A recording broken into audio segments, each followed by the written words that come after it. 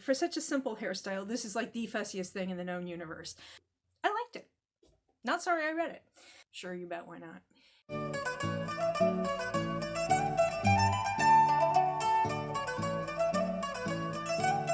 Hi, I'm Sock Marionette, doing business as bargain counter argument. I'm a middle-aged lady in a tiara talking about books. I just finished photographing myself for a cosplay challenge for the Ever Afterathon, and I was cosplaying as a time traveler. Something like, yeah. Mm-hmm. And I gotta say, for such a simple hairstyle, this is like the fussiest thing in the known universe. I know I had at least two great grandmothers who wore this all the time, and I guess the more you do it, the more you get used to doing it, but still, it was not the most fun I've ever had.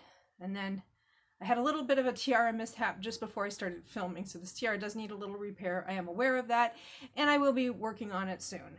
I love this tiara. It was a gift from my buddy Nicole. So I like it very much, and I will be fixing it. So this is my Ever Afterathon wrap up for the last, I believe, 5 days.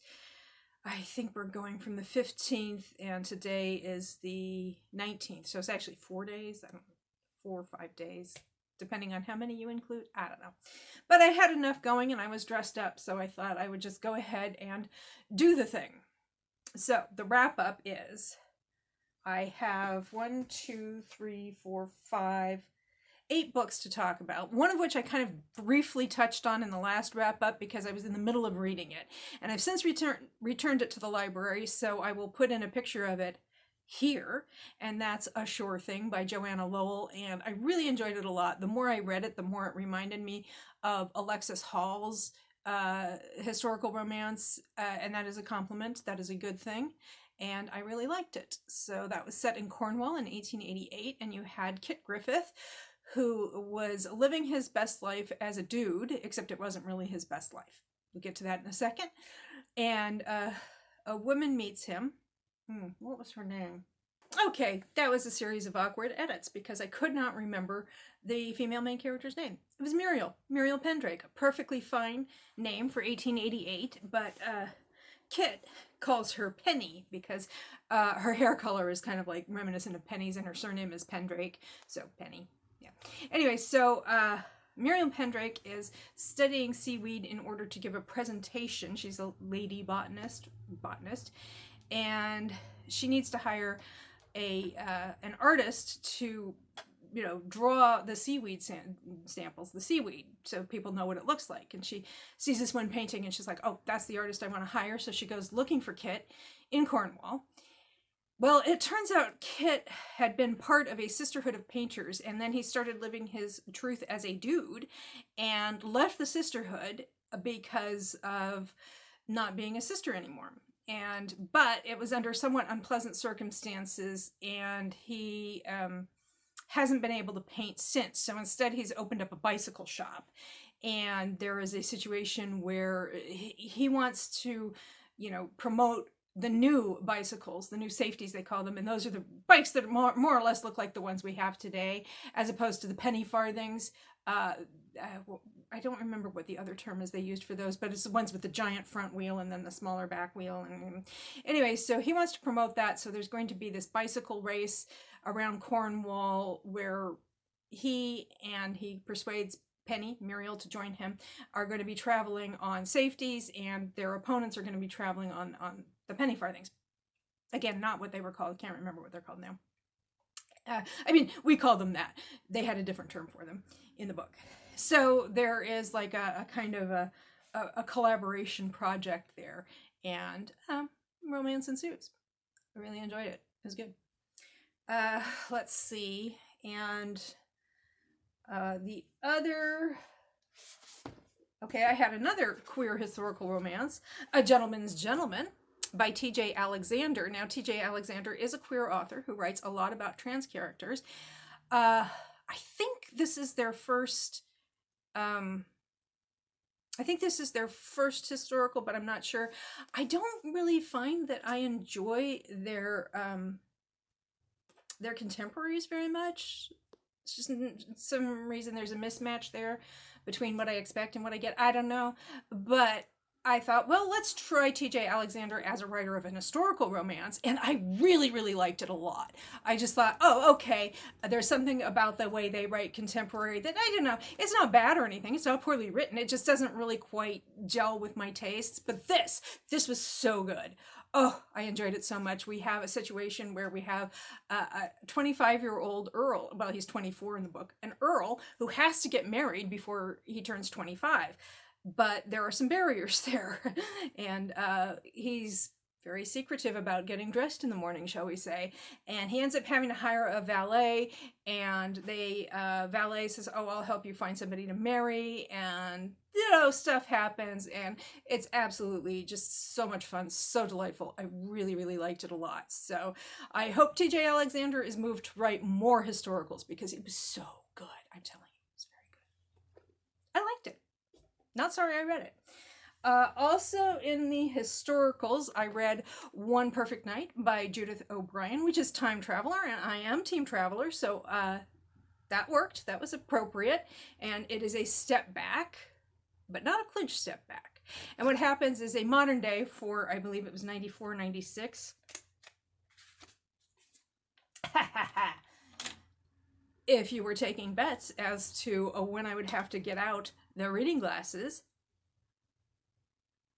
and one at about, 7 minutes or so? 1998, and a modern day advertising executive goes to one of those medieval restaurants for her friend's nephew's birthday party, and kind of faints and wakes up in Camelot, and there are shenanigans that ensue. So I enjoyed it. I wouldn't say it's the best book I've ever read, but it was fun. Okay, and also in the area of time travel, and this is a book that I read on Kindle Unlimited. Awkward edit because parallel, it turns out, is a hard word to say. It's Parallel by L. O'Rourke, and it is the first of a series, and it involves some time travel, and I'm looking forward to reading the next book, Intersect, but I haven't gotten to it yet because I've had other things that I needed to prioritize, but I'm probably going to read that later today. And it is just a very heartfelt parallel timelines, universes kind of a thing. It's really good, and I've been saving it. I've had it in my back pocket for a long time now as being, this is a book I'll read at some point. And then Elizabeth O'Rourke, L. O'Rourke, they're the same person, was on B's morning show. I believe it was on Thursday. I will put a link in the description. And so in preparation for that, I read Parallel, and I really liked it, and I will be getting to Intersect, like I said. So I'm going to, I should have already popped that up there. I also read, and she was on B's show the same day this was releasing, and I managed to actually get the book read before the show, so I was very proud of myself for that. My favorite bad decision. And that's a contemporary. It didn't have any time travel elements or anything, but I really, really liked it a lot. I really enjoyed it. And that is written under her Elizabeth O'Rourke name. Okay, so now we are getting into some contemporaries I read. Sorry, I got distracted. It happens. Okay. This is more women's fiction. It's not really romance. Well, I mean, there's a romantic subplot, but it doesn't end up with, like, the traditional HEA exactly. So, I mean, it's not a sad ending by any stretch of the imagination. Well, I guess it's kind of bittersweet. I don't know. It's The Vanishing of Josephine Reynolds. This came out this year, 2025, and it's by Jennifer Moorman. And I think she's read some other books. I don't know that I've read anything... I don't know that I've read anything else by her. Did I say she's read some books? I'm sure she has. She's written some. She wrote the Mystic Water novels, A Slice of Courage Quiche, The Necessity of Lavender Tea, and The Baker's Man.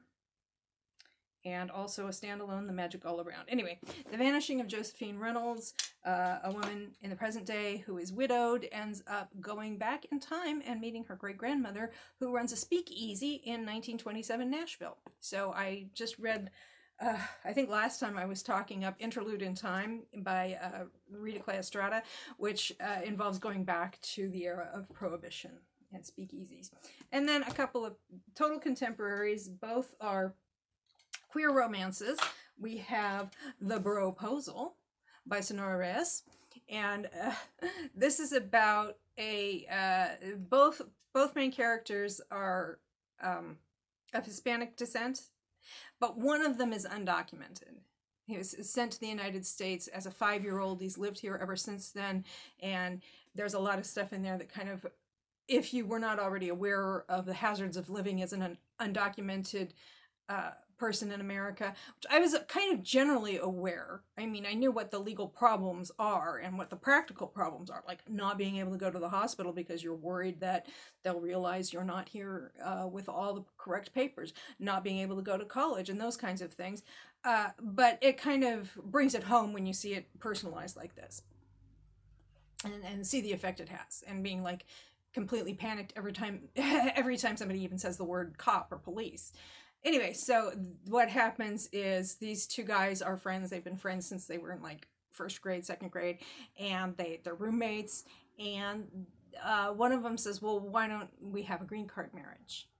So, and then, it turns out not to be such a green card marriage after all. I mean, yes, he does get a green card. He will be getting a green card out of the deal, but maybe there's a little bit more to it than just trying to get the proper paperwork.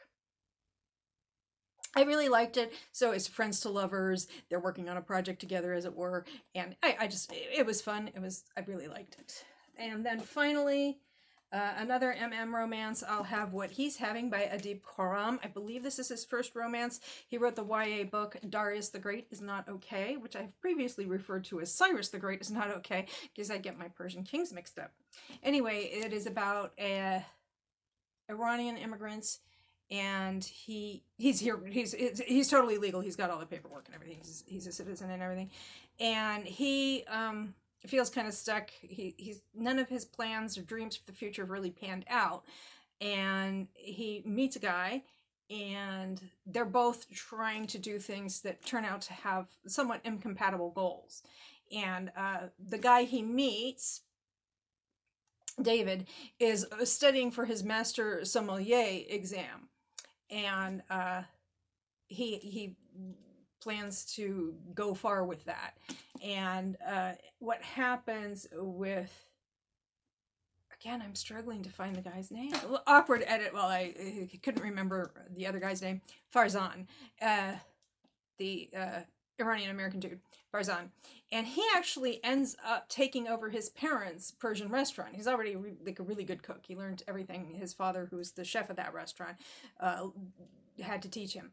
And they described food. And I actually, when I was a little kid, we moved to Iran as Americans. We moved to Iran and we were planning to stay there for a while, but international events overtook us. So we were actually only there for a year and a half.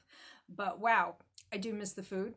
I mean, there's Iranian food around and we can cook some of it ourselves. But yeah, they kept talking about like food. And I'm like, oh, that sounds really good. Like ashrasi soup. Oh my goodness.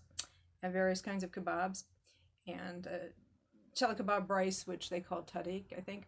And also some stuff I don't really care that much for, like badamjam, which is an eggplant casserole. Badamjam means eggplant, but there's an eggplant casserole that, I mean, it's okay. My mom makes a nice one, but, not my favorite because eggplant. And anyway, so it's about food and wine and romance. It was really good. I liked it a lot, and it did make me hungry. Okay, so that's my most recent Ever Afterathon update. If you are interested in finding out more of how I get on with Ever Afterathon, we've got about a week to go, because today is Sunday the, 18th? Sure, you bet, why not? And it ends on the 25th, which I believe is a week from today. And if you want to see more of how I get on with that, you can subscribe if you like it. You can comment, you can share, or don't. I am not the boss of you. And I thank you for your attention, and I hope you have a good day or night.